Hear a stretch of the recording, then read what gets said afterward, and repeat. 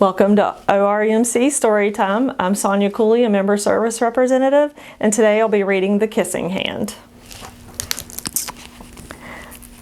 Chester Raccoon stood at the edge of the forest and cried. "I don't want to go to school," he told his mother. "I want to stay home with you. I want to play with my friends and play with my toys and read my books and swing on my swing. Please, may I stay home with you?" Mrs. Raccoon took Chester by the hand and nuzzled him on the ear. "Sometimes we all have to do things we don't want to do," she told him gently, "even if they seem strange and scary at first. But you will love school once you start. You'll make new friends and play with new toys, read new books, and swing on new swings.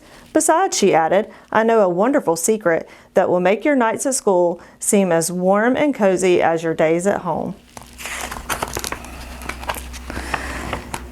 Chester wiped away his tears and looked interested. "A secret? What kind of secret?"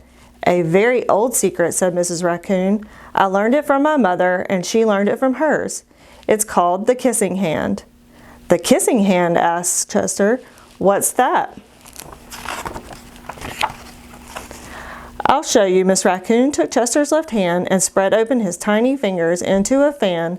Leaning forward, she kissed Chester right in the middle of the palm. Chester felt his mother's kiss rush from his hand, up his arm, and into his heart. Even his silky black mask tingled with a special warmth.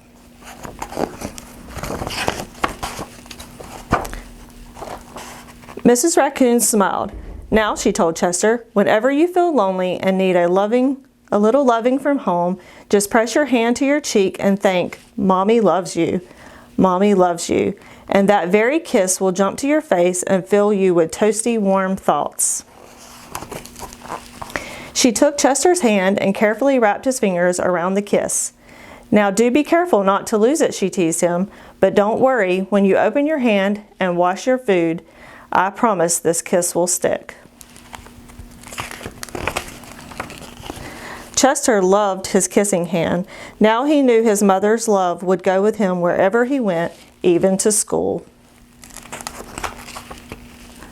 That night, Chester stood in front of his school and looked thoughtful. Suddenly, he turned to his mother and grinned. "Give me your hand," he told her. Chester took his mother's hand in his own and unfolded her large, familiar fingers into a fan. Next, he leaned forward and kissed the center of her hand.